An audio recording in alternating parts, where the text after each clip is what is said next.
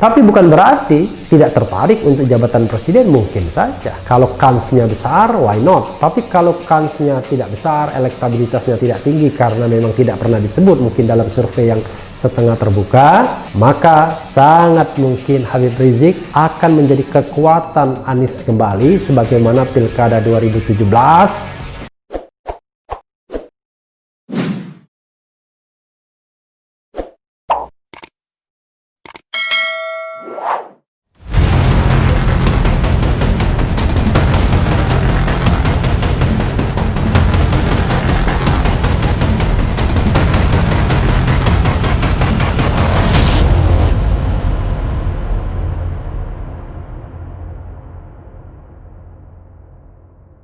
Assalamualaikum warahmatullahi wabarakatuh, sobat RH sekalian. Jumpa lagi kita di channel yang keren ini, keren cadas ya. Saya mau mengubar berita yang ngeri-ngeri sedap soal apa? The hidden agenda di balik kepulangan Habib Rizik. Maksud apa? Kenapa Habib Rizik disuruh pulang? Tapi siapa yang menyuruh ya? Ini ada berita dari CNBCindonesia.com. Gempar isu JK bantu pulangkan Rizik demi pencapresan Anies. Wah, luar biasa ya. Ada 3 nama yang bikin gempar di sini: JK, Rizik, dan Anies. Gambarnya foto Gubernur DKI Jakarta Anies Baswedan dan Yusuf Kalla. Jakarta, CNBC Indonesia. Wakil Presiden ke-10 dan ke-12 Republik Indonesia Yusuf Kalla JK dituding membantu kepulangan Imam Besar Front Pembela Islam Habib Rizik Syihab demi memuluskan jalan Gubernur DKI Jakarta Anies Baswedan menuju pemilihan Presiden 2024-2029. Seperti dilaporkan CNN Indonesia, dugaan itu pertama kali mencuat dari ex-politikus Partai Demokrat Ferdinand Hutahian. Oh, sudah ex ya? Pantas saja suaranya mulai berbeda. Suaranya mulai berbeda dan mulai terdengar lamat-lamat seperti suara istana ya.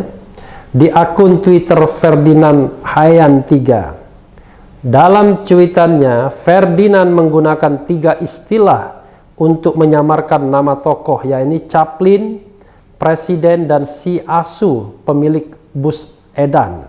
Si Chaplin ini kita tahu ya, Presiden kita tahu, si Asu juga kita tahu.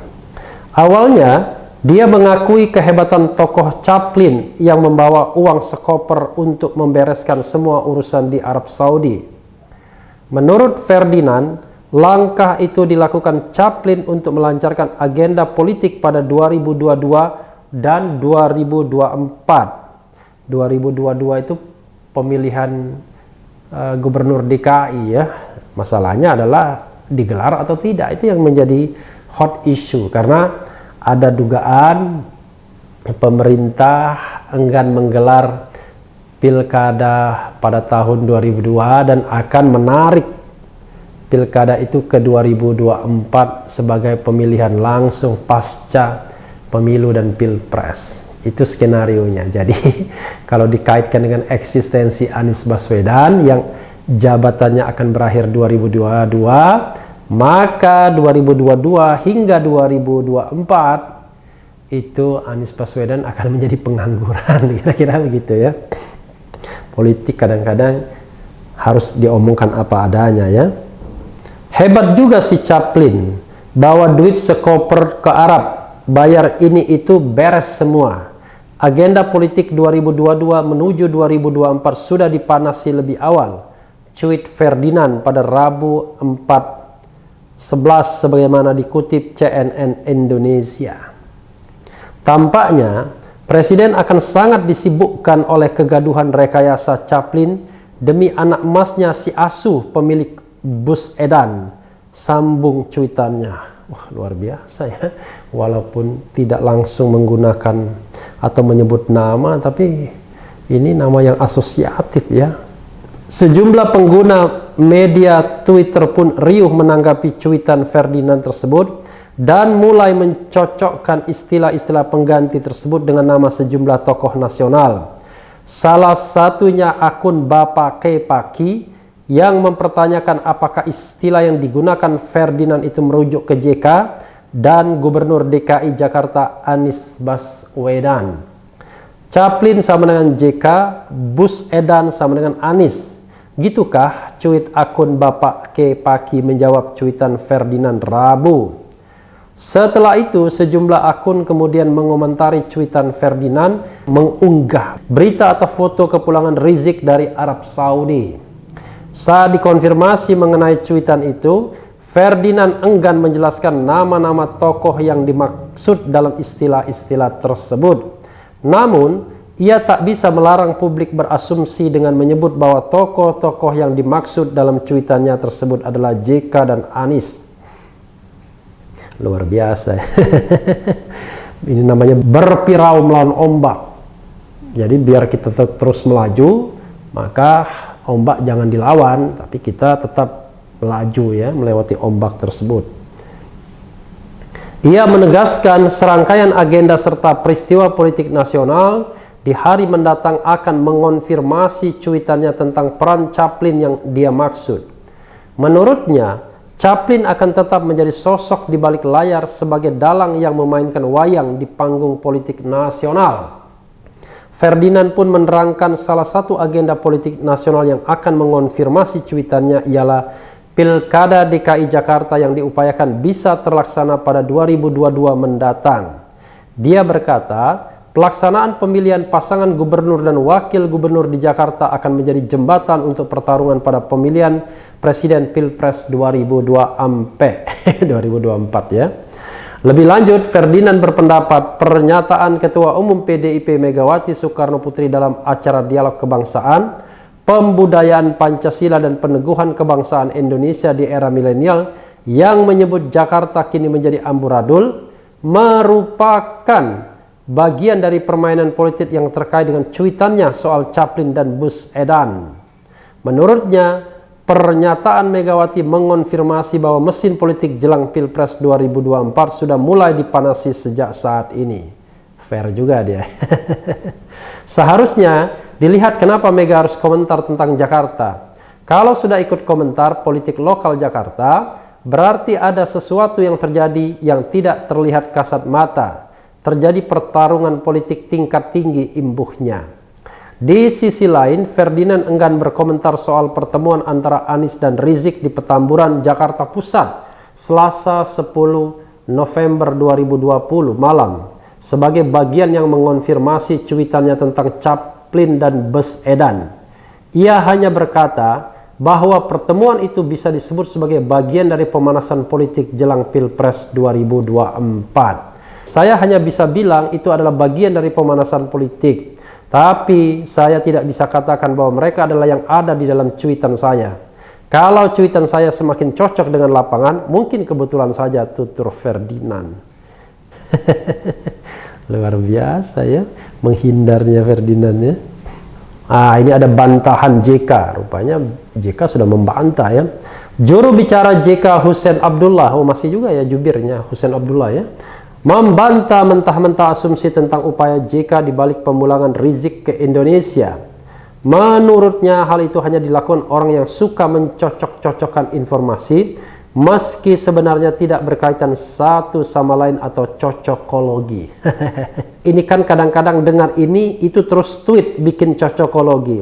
Kemudian dengan segala retorika, berlindung menggunakan kata pengganti segala macam, kata Hussein saat bicara di TV One Rabu 11 November 2020. Hussein menjelaskan kepergian JK ke Arab Saudi berkenaan dengan rencana pembangunan Museum Nabi Muhammad Sallallahu Alaihi Wasallam di Jakarta. Sama sekali tidak ada agenda bertemu dengan Rizik Syihab. Menyaksikan penandatanganan Museum Rasulullah yang akan bangun di Jakarta itu di Riyadh. Biasanya kan kita kalau sudah di Saudi biasanya kan umroh. Tidak afdol kalau tidak umroh. Ya, umrohlah ke Mekah, kata Hussein. Hussein mengatakan bahwa JK juga sama sekali tidak bertemu atau berkomunikasi dengan Rizik selama di Arab Saudi.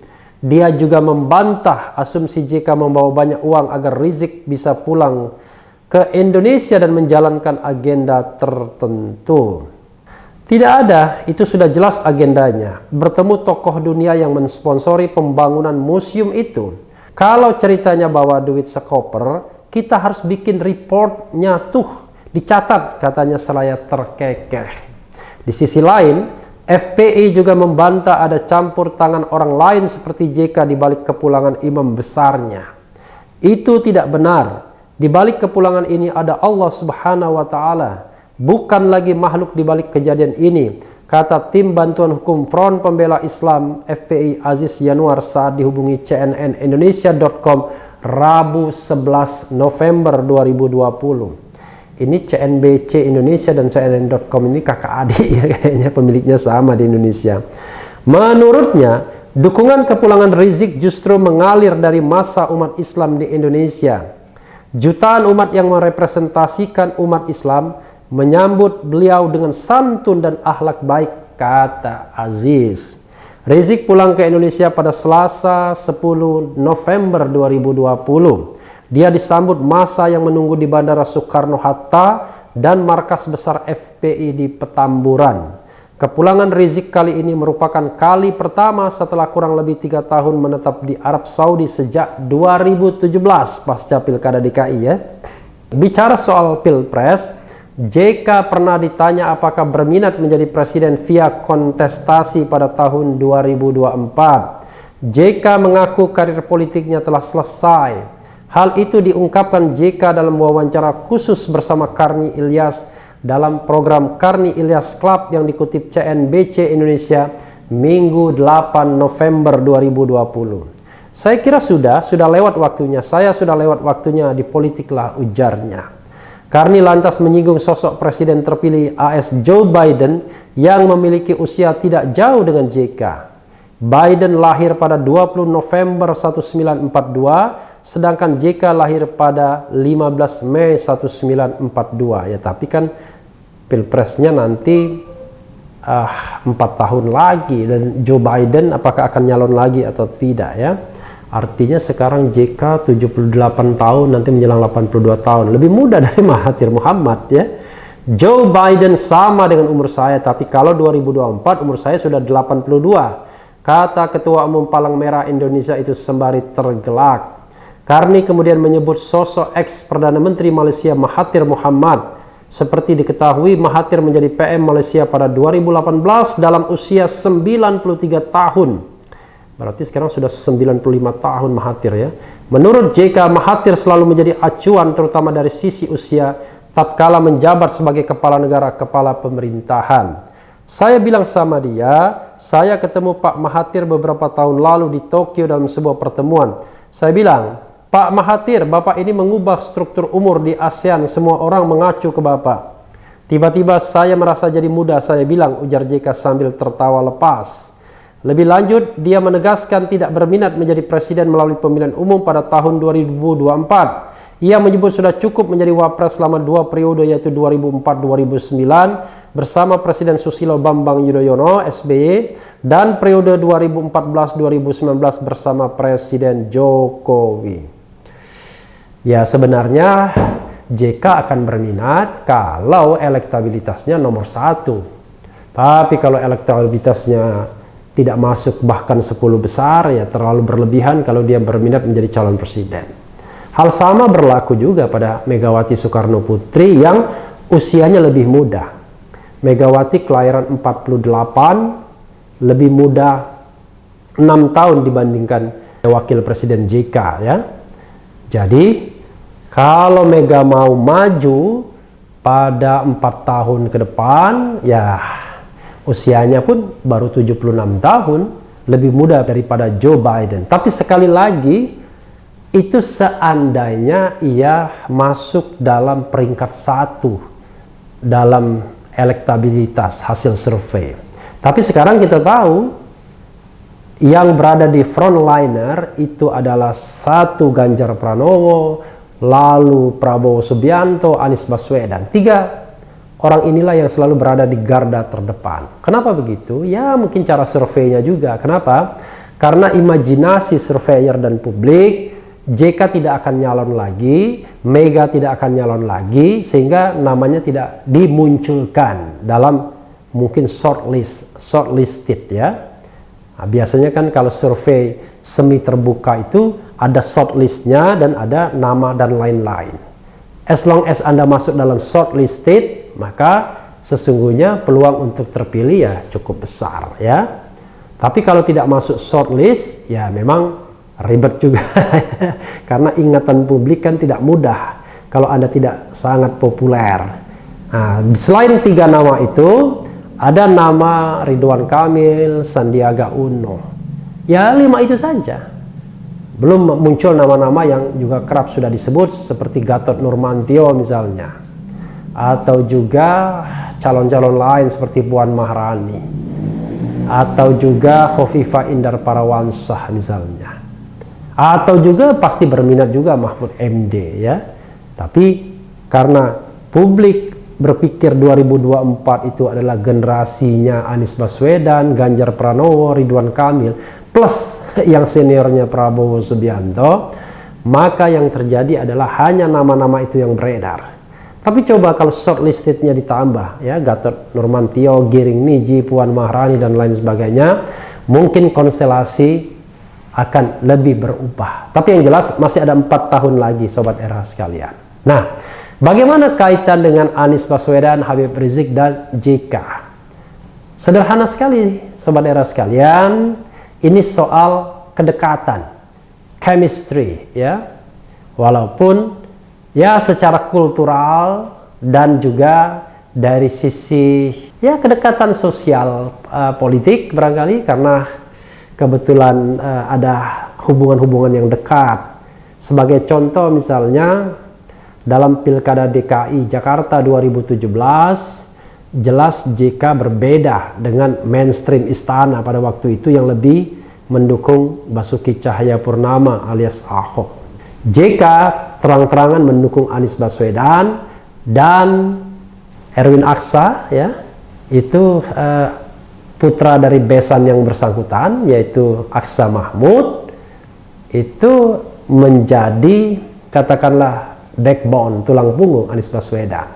Ya mungkin dari sisi pendanaan salah satunya ya, karena kita tahu bahwa Anies Baswedan bukan orang yang punya pundi-pundi yang mumpuni, pundi-pundi yang mumpuni sebagaimana Sandi Uno dan Prabowo Subianto, sehingga pasti dia rely on dengan bantuan para donatur ya.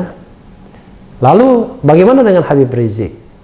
Kalau kita lihat sepak terjang Habib Rizik, sepertinya hingga hari ini, hingga saat ini tidak terlalu berminat untuk menjadi calon presiden. Habib Rizik baru berminat mengkritik Presiden Jokowi, baru bicara mengenai bagaimana perbaikan akhlak di negeri ini. Dia menyebutnya revolusi akhlak.